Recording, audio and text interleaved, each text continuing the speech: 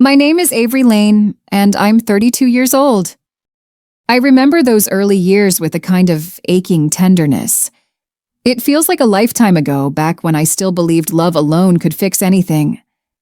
I was 22, fresh out of college, armed with nothing but a modest degree, wide-eyed ambition, and an almost foolish sense of hope. My heart beat for one thing: my family. We didn't have much, but we had each other. Or so I thought. Back then, the world hadn't yet taught me the weight of misplaced trust or the cost of self-neglect. I was the first in my family to finish college, the one everyone looked to for help, for answers, for some kind of financial salvation. And I wore that responsibility like a badge of honor. I didn't see it as a burden, I saw it as a blessing. I thought, if I can lift us up, I will. No hesitation, no fear, just love. My mom, always tired but never bitter, smiled through her struggles. My younger brother was still in high school, teetering on the edge between rebellion and resilience. And Dad, well, he'd been gone since I was 15, but somehow his absence had only strengthened my resolve. I promised myself I'd be different. I wouldn't walk away. I would stay. I moved back home after graduation, got a job that barely covered the bills, and yet I offered up nearly every paycheck to keep us afloat.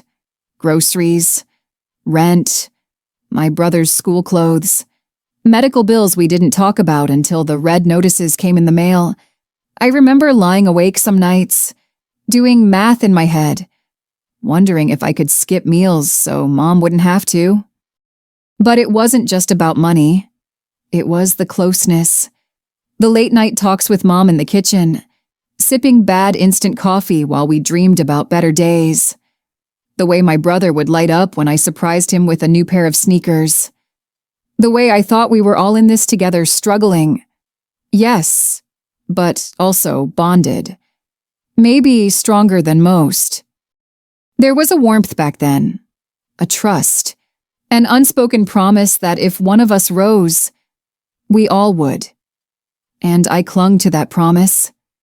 I believed in my family the way some people believe in God fully, without doubt, without question. I didn't see it as sacrifice. I saw it as love in action. Looking back now, I realize how much of myself I gave away in those years. How I measured my worth by how much I could carry. How many problems I could solve. I didn't know the danger of becoming indispensable. I thought being needed meant being valued. And I suppose that's the cruel part of it, all the innocence of it. The sheer purity of my intentions. I wasn't chasing approval. I wasn't trying to be a martyr. I just wanted us to be okay. I just wanted to be the glue that held everything together. I remember one Sunday morning, it's still vivid in my mind.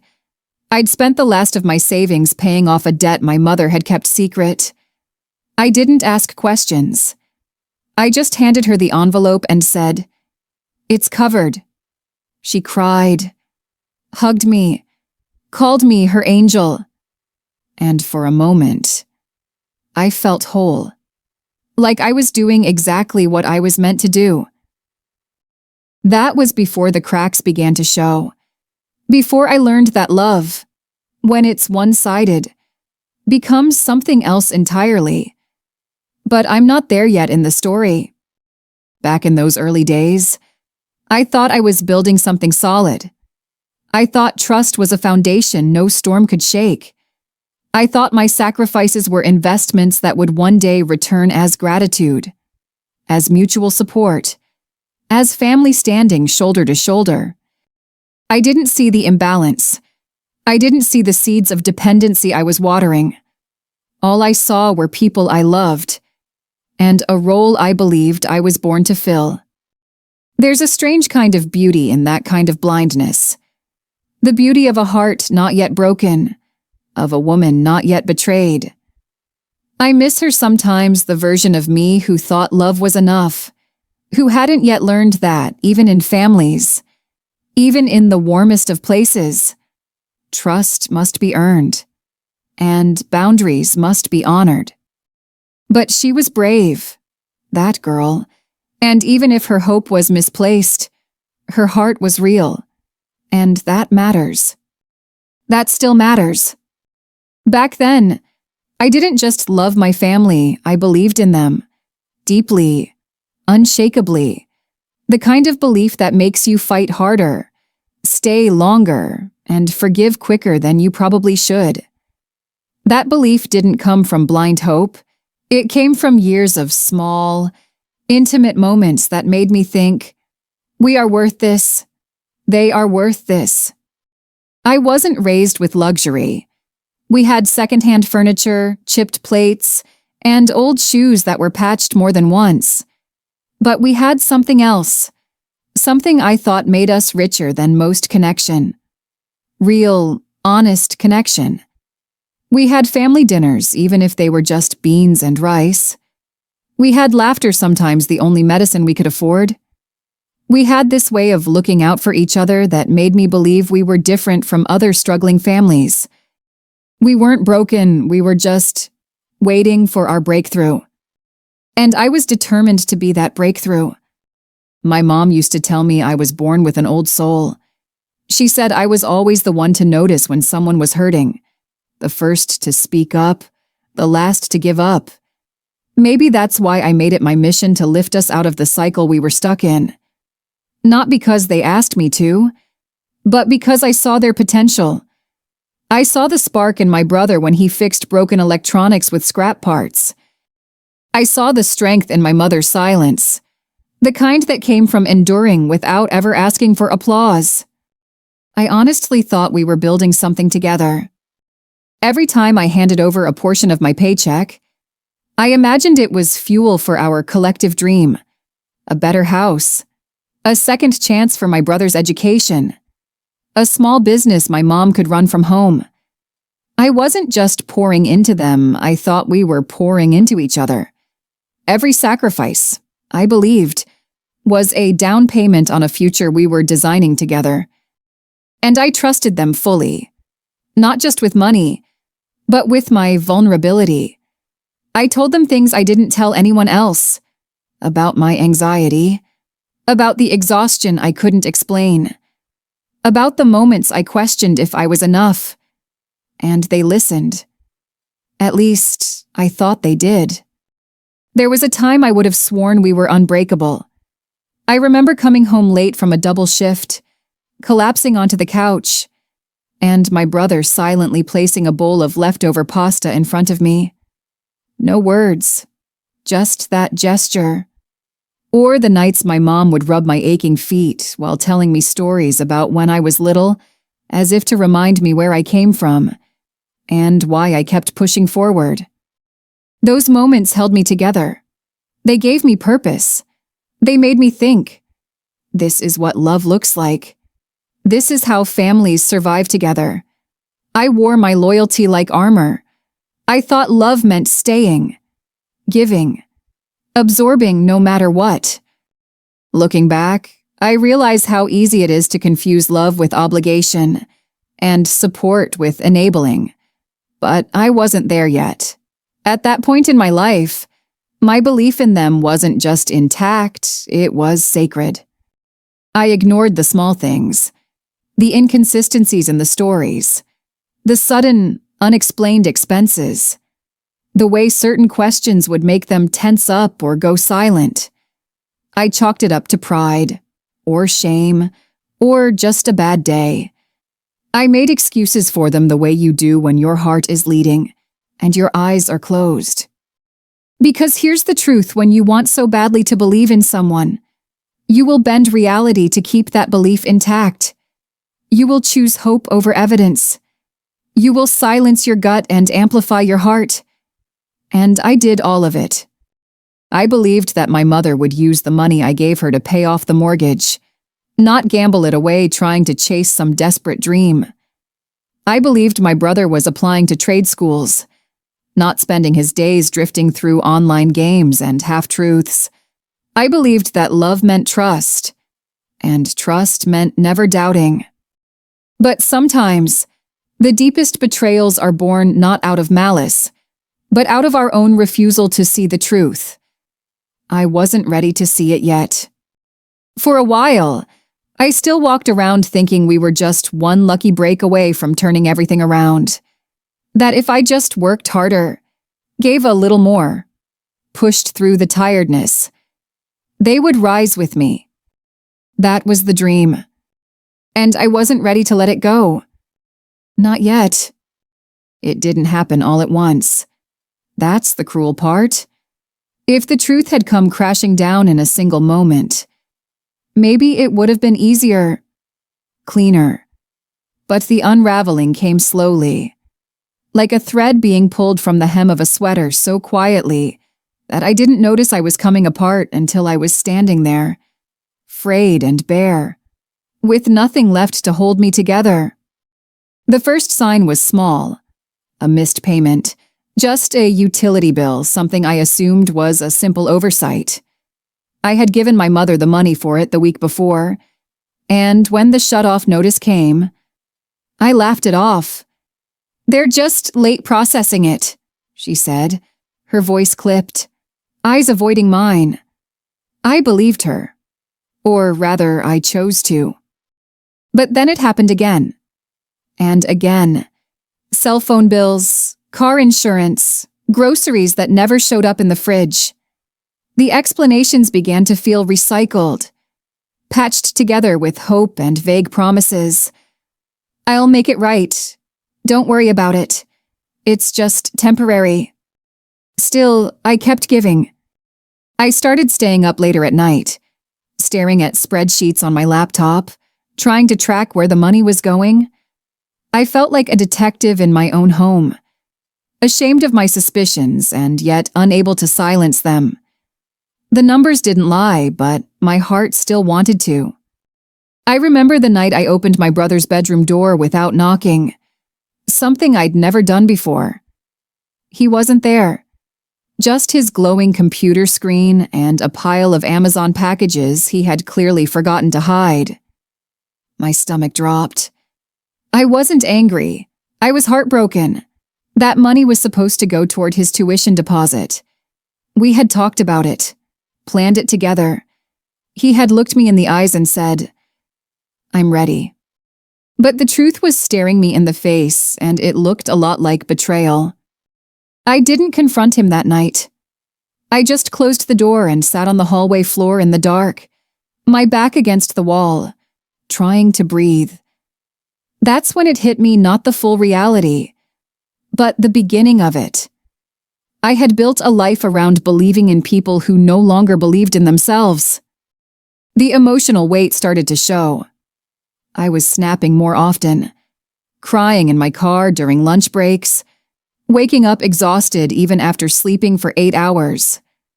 The stress wasn't just financial, it was emotional erosion. The foundation I thought I'd built with love and loyalty was full of quiet rot, and I had been too focused on holding it all up to notice. The hardest part wasn't the lies. It was the way my family had begun to see my help as a guarantee. Not a gift, not a gesture of love, but a given. Something owed. The gratitude faded, the warmth dimmed, and in its place grew something colder, something transactional. I started to feel like a bank with a heartbeat. And still I hesitated to pull away, because what would that make me, a traitor? A bad daughter? A selfish sister I had spent years tying my worth to their survival? What did I become if I chose me? But there was one moment, a painfully clear one, that changed everything. I had just worked 3 shifts back to back. My hands ached, my vision blurred. I brought home takeout for everyone, hoping we could have just one night that felt normal. When I walked in, no one greeted me. My mom was on the couch, phone in hand. My brother was yelling at his game. No one looked up. No one noticed the bags in my hands or the tremble in my knees. And in that silence, I heard the truth louder than ever. They didn't see me anymore. Not really. Just what I gave them. That night, for the first time in my adult life, I kept my paycheck. It wasn't spite. It wasn't revenge. It was survival. It was the quiet, terrifying decision to start listening to the voice I had silenced for too long, the one inside me whispering, "You are not just what you give." That was the beginning of the end and the beginning of something else entirely. Something I didn't yet have a name for. Only a feeling. Freedom tinged with grief. There's a moment, just one, that separates who you used to be from who you're about to become. It doesn't arrive with fireworks or dramatic declarations. It comes quietly, often in the stillness between heartbeats. And when it hits you, you just know. Everything changes. For me, that moment came on an ordinary Tuesday. It had been a long, gray kind of day, the kind that drags on and leaves you numb. I'd worked a double shift again, covering for a coworker who had a sick kid. I was running on caffeine and denial, telling myself I just needed to push through. Like always. But something was different this time. I felt heavy in a way I couldn't explain, like every step I took was pulling me deeper into something I couldn't climb out of. When I got home, the house was loud. My brother was yelling at his video game. Again. My mom was on speakerphone with someone, laughing.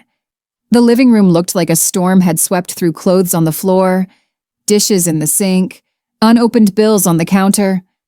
I stood in the doorway for a moment, unnoticed, invisible. And in that instant, I felt like a stranger in my own home. That night, I asked my mom about the money again. Not accusatory, not angry, just tired. I wanted clarity, accountability. I wanted her to say, "You're right. I haven't handled this well. Let's fix it together." But instead, she snapped, said I was being dramatic, that I didn't understand what it meant to be a parent, that all I ever did was hold things over their heads. That was the moment I realized I wasn't saving anyone anymore. I was drowning alongside them, and no one was trying to pull me back up. I went to my room, shut the door, and cried harder than I had in years. The kind of cry that shakes your soul. Because it wasn't just about the money, or the lies, or the mess. It was the crushing realization that the people I loved most were not willing to meet me halfway. I had given them everything: my time, my energy, my trust, and still, it was never enough. Grief isn't always loud. Sometimes it comes as quiet clarity. The next morning, I made a decision that broke my heart in two. I was going to leave. Not in anger, not in punishment, but in love for myself. It felt like betrayal, like I was turning my back on the very people I swore I'd never give up on. I felt guilt coil around my spine like a vine, squeezing tighter with every thought. What if they fall apart without me? What if I'm being selfish? What if I'm wrong, but beneath all that noise was a deeper truth, one I couldn't ignore anymore? Staying was no longer love, it was self-abandonment. So I packed, slowly, quietly. I didn't announce it. I didn't ask for permission. I just began gathering the pieces of myself I had scattered over the years. I found the journal I used to write in before life got so heavy. I found old dreams buried under utility bills and broken promises. And I found, buried deep inside, a version of me who still believed in something better. Telling my mom was the hardest part. I sat her down, looked her in the eyes, and told her I needed to leave. That I couldn't keep sacrificing myself for a future no one else seemed to care about. She didn't cry. She didn't beg me to stay. She just stared at me like I was someone she didn't recognize. And maybe I wasn't. Maybe I was finally becoming someone new, someone who knew her limits, who understood that love without boundaries isn't noble, it's dangerous. I moved into a tiny studio apartment with peeling paint and a leaky faucet. It wasn't glamorous. It wasn't even comfortable at first. But it was mine. The silence was deafening at first. No yelling, no guilt, just me and the echoes of my own healing. Walking away wasn't a clean cut. It never is. There were late-night calls filled with anger, silence, and sometimes soft regret. But I stood my ground. I kept choosing myself, not because I didn't love them anymore, but because I was finally learning to love me. Sometimes the most painful decision is the most necessary, and the bravest thing you'll ever do is say, "This is enough. I am enough," and then walk away. Leaving didn't bring peace, not right away. If anything, it made everything louder. The silence I had longed for, the stillness I thought would feel like freedom, suddenly echoed with a new kind of pain. I had walked away with trembling hands and a heavy heart, and now I stood alone, face to face with the consequences. I had lost more than just a roof and a role. I had lost my identity. For years, I was the provider, the fixer, the one everyone leaned on. It defined me. It gave me purpose. And now, in the quiet corners of my tiny apartment, I didn't know who I was without all that weight. The financial blow was brutal. My savings were gone, spent on broken promises and half-truths. I had no backup plan. I was starting from zero, maybe less. Rent was due in 2 weeks. My car needed repairs. My credit was bruised. My bank account pitiful. I remember opening my fridge one morning and finding a half-empty jar of peanut butter and a few slices of bread. That was breakfast. That was dinner. But the emotional toll cut deeper. No one called to check on me. No one asked if I was okay. My mother stopped speaking to me altogether. My brother blocked me. After everything, after all I gave, what I got in return was silence. That silence was worse than any argument. I grieved like someone who had buried the living. My family wasn't dead, but the version of them I loved was gone, or maybe never truly existed the way I believed. I cried in waves, sometimes without warning, on the bus, in the shower, in line at the grocery store. I'd feel it swelling in my chest like a flood I couldn't hold back. And suddenly I'd be drowning all over again. The loneliness was paralyzing. I had friends. Yes, but I had pushed many of them away over the years. Too busy trying to hold everyone else up to nurture my own life. Now, I was left trying to piece together relationships I had neglected while chasing approval from people who never gave it. There were nights I questioned everything. Had I made a mistake? Should I have stayed longer? Was I the problem all along? Those thoughts came dressed in guilt, wearing the voices of people I loved. You abandoned us. You think you're better than your own family. And worse, the voice inside me that whispered, maybe they're right. But with time, a different truth began to emerge, quieter, steadier. I wasn't selfish, I was surviving.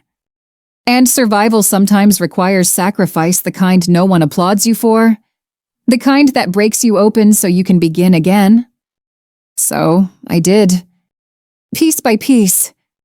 I took on temp jobs, anything to keep the lights on. Data entry, answering phones, even cleaning offices late at night. I sold clothes I didn't wear anymore, furniture I couldn't fit, books I had clung to like relics of a former life. Nothing was beneath me, because everything was a step forward. And I started therapy. I remember walking into that first session with swollen eyes and clenched fists, unsure of what to say. But something shifted in that tiny office. I began unraveling the years of confusion and codependence, the belief that love required self-destruction.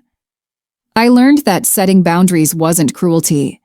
It was clarity, that loving someone doesn't mean losing yourself. Healing didn't come in a straight line.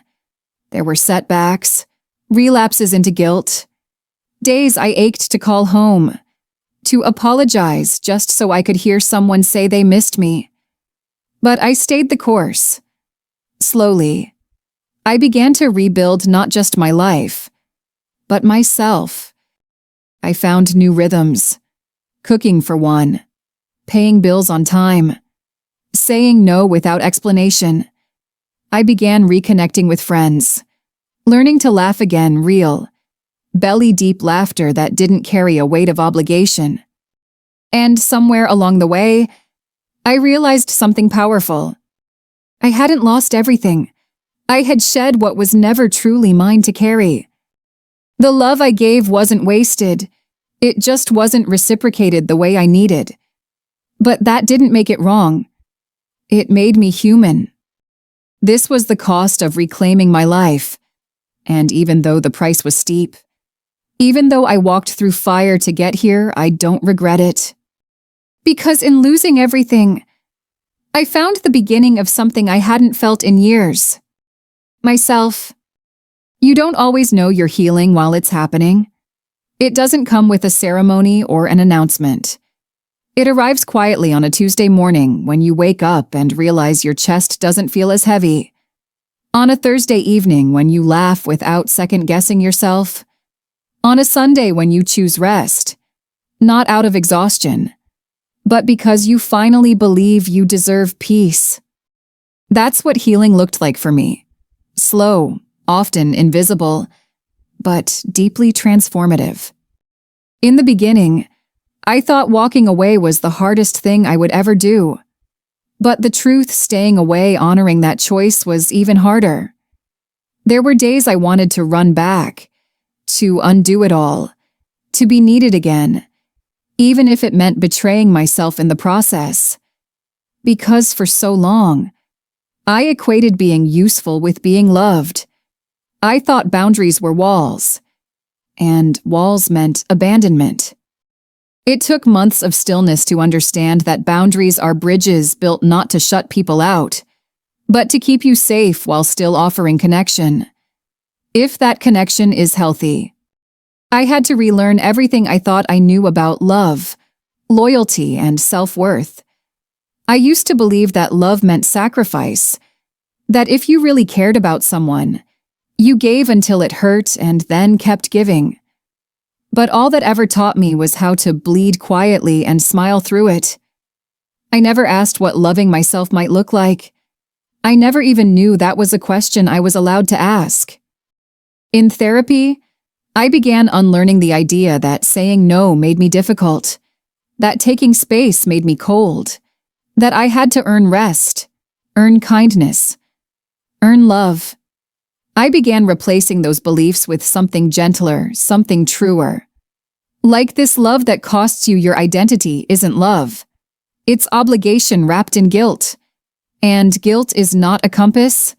It only points backward. I started journaling again. Not the polished kind meant for pretty quotes or perfect reflections, but the raw kind, full of anger and confusion and hope. I wrote letters I never sent. To my mother, to my brother, even to myself, especially to myself. At first, it felt strange telling my own story like I was someone worth listening to. But page by page, I began to believe it. I found strength in small victories. The first time I said no to working overtime and didn't apologize. The first time I took myself out to dinner without checking my bank account 5 times. The first time I celebrated my own birthday not waiting for someone else to make it special, but choosing to honor it myself. Those moments were quiet revolutions, not because they were grand, but because they were mine. I was no longer living for other people's expectations. I was living for truth, for joy, for me. And somewhere along the way, something even more unexpected happened. I began to feel compassion not just for myself, but for them, for my family. I stopped seeing them only through the lens of pain. I started recognizing their own unhealed wounds, their cycles of fear and scarcity. It didn't excuse what they did. It didn't make it okay. But it helped me let go of the bitterness I'd been carrying like armor. Forgiveness, I learned, isn't a gift you give someone else. It's the freedom you give yourself. But even with that understanding, I had to accept something painful. Not every relationship can be repaired. Some love stories, yes. Even those written in blood aren't meant to be lifelong. Some chapters have to close for the story to continue. And that's okay.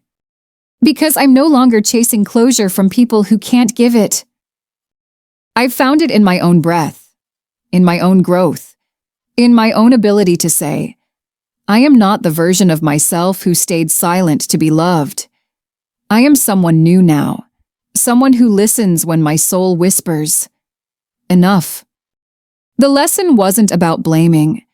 It was about becoming the kind of woman who no longer waits for someone else to rescue her, who understands that love, when rooted in truth, begins with the self. I didn't become stronger because I walked away. I became stronger because I finally stopped walking away from myself. Starting over doesn't feel like a clean slate. It feels like standing in the rubble of everything you once trusted, sifting through the mess, trying to decide what's salvageable and what needs to be let go for good. That's where I found myself. I wasn't building something new on fresh soil. I was rebuilding on the same ground where everything had once collapsed. But this time, the foundation would be different. Not built from obligation or blind hope, but from clarity, truth, and choice. At first, I didn't even know where to begin. Financially, I was in a hole so deep I could barely see light. I remember sitting at my tiny kitchen table with a yellow legal pad, writing out every dollar I had and every dollar I owed. The numbers didn't lie. Rent, utilities, minimum payments on credit cards I'd maxed out not for myself, but for people who no longer answered my calls. There were moments I felt humiliated. I had helped others keep their heads above water for so long. Yet here I was, struggling to breathe. But then I reminded myself this was mine. The pain. Yes, but also the power. Every step forward now belonged to me. And me. Alone. So I began with the basics. I created a strict budget. I sold what I could. I stopped pretending I had to look fine. I got real about my situation, even when it hurt my pride. I picked up weekend shifts. I said yes to jobs that felt beneath me. Not because I lacked value, but because I understood the value of climbing one small rung at a time. And slowly, things began to change. I paid off a credit card. I built an emergency fund just a few $100s. But it felt like a fortress. I even began dreaming again. Not in grand, sweeping visions, but in small, quiet goals. A trip to the mountains one day. A dog of my own.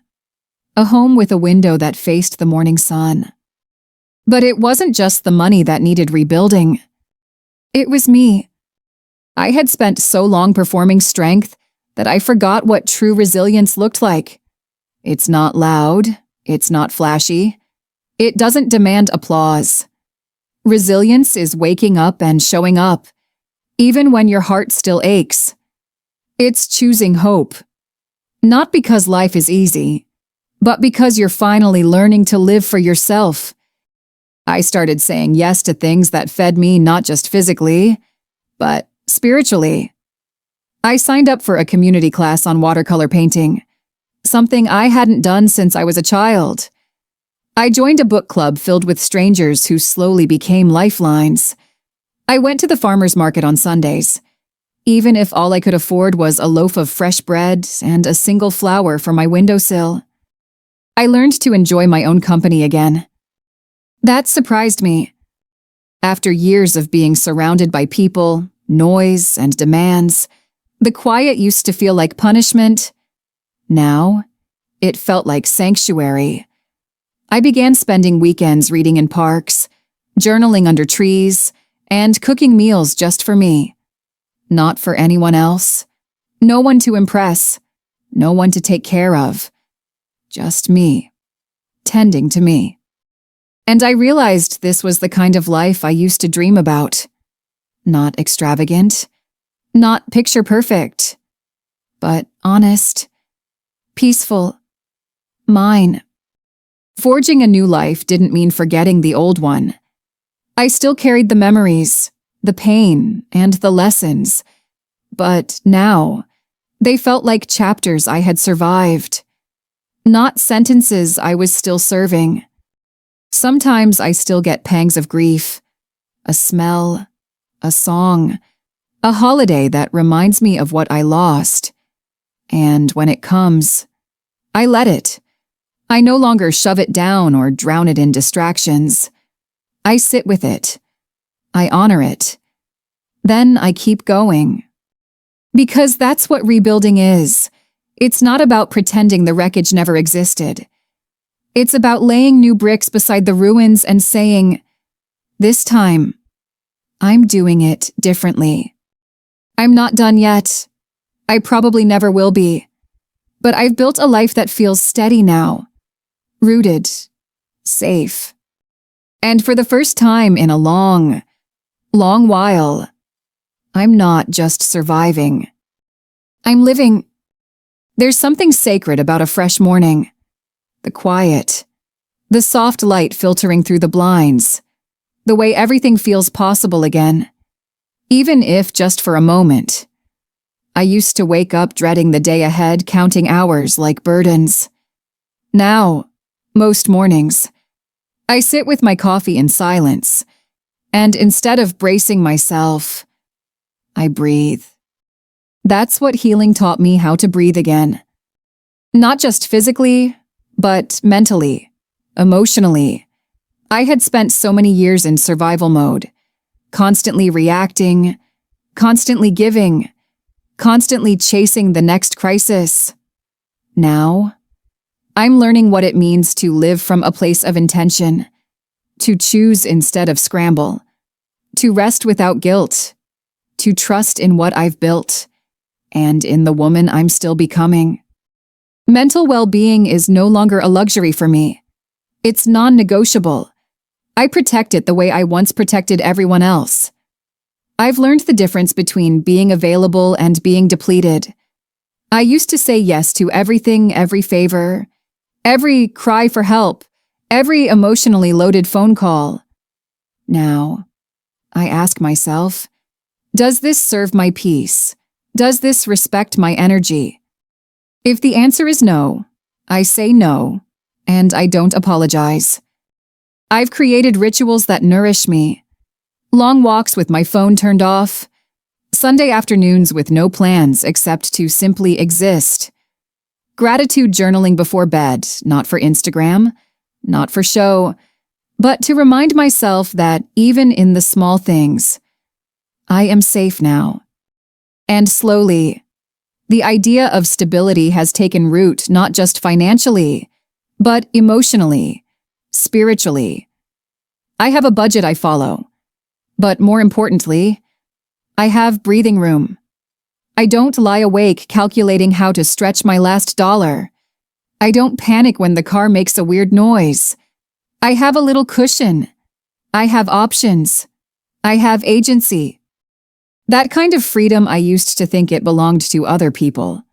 People with different last names, different zip codes, different kinds of parents. But I was wrong. It belongs to anyone willing to do the slow, quiet work of becoming whole again. I still carry scars. Some days, I feel their sting more than others. There are moments when I scroll past family photos online and feel a flicker of longing I can't quite name. But I don't live in that place anymore. I visit it, acknowledge it, and then I come back to now. And now is beautiful in its own unassuming way. I'm building something steady, one step at a time. I'm working toward a career that reflects my values, not just my paycheck. I'm saving for a future I get to design, not one dictated by fear or obligation. Maybe I'll buy a small home someday, with creaky floors and a garden in the back. Maybe I'll adopt a dog, take road trips, or finally learn how to bake something other than banana bread. I don't need it all to happen tomorrow. I just need the path forward, and for the first time in a long time, I see it clearly. More than anything, I've found a renewed sense of purpose. Not in fixing others, not in proving my worth through sacrifice, but in becoming a woman I can be proud of. A woman who listens to her own voice, who sets the tone for her life, who knows that protecting her peace is not selfish, it's sacred. I've started mentoring other women who find themselves where I once stood, overworked, underappreciated, and on the verge of giving up. I tell them what I wish someone had told me. You are allowed to leave what breaks you. You are allowed to build a life that heals you. And maybe that's the greatest redemption of all, not just surviving what hurt you, but using it to light the way for someone else. The road ahead isn't paved with certainty. Life rarely is. But I no longer need all the answers. I have resilience. I have clarity. I have choice. I have me. And for the first time, that feels like more than enough. I don't know what the future holds, but I do know this. I will walk toward it with open hands, steady feet, and a heart that finally feels free. If there's one truth I've learned through all of this, it's that love without boundaries isn't love. It's self-erasure. For so long, I believed that being a good daughter, a good sister, a good person meant giving everything I had, no matter the cost. I thought loyalty meant silence, that compassion meant endurance, and that family always came first, even if it broke me in the process. But here's what no one tells you: you cannot pour from an empty cup. And when you do, long enough, people start to expect your emptiness like it's part of the deal. It took walking away from the people I once built my world around to realize I was never meant to save them. I was meant to save myself. And that's not selfish. That's sacred. That's survival. That's sanity. If you're reading this and you've ever felt guilty for needing space, or ashamed for choosing your peace over someone else's expectations, I want you to know you are allowed to leave places that ask you to shrink. You are allowed to set boundaries and stick to them.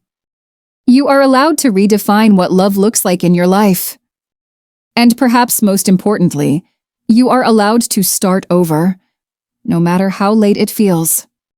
I lost almost everything when I walked away: relationships, money, even parts of my identity. But what I gained is something I wouldn't trade for the world: clarity, self-trust, and the quiet joy of living in alignment with my truth. So, my advice: protect your mental and emotional well-being the way you protect the people you love. Make your peace a priority. Learn to say no without guilt. Learn to rest without shame. Learn to rebuild without needing permission. Forgive not because they asked for it, but because bitterness will only keep you tethered to the pain. And don't wait for some big dramatic moment to change your life. Change comes in the quiet choices, the boundaries you hold, the paycheck you keep, the night you go to bed without replaying the argument in your head, the morning you choose yourself. Again and again. Your healing will not always be visible, but it will always be worth it. This life is yours. Make it a soft place to land.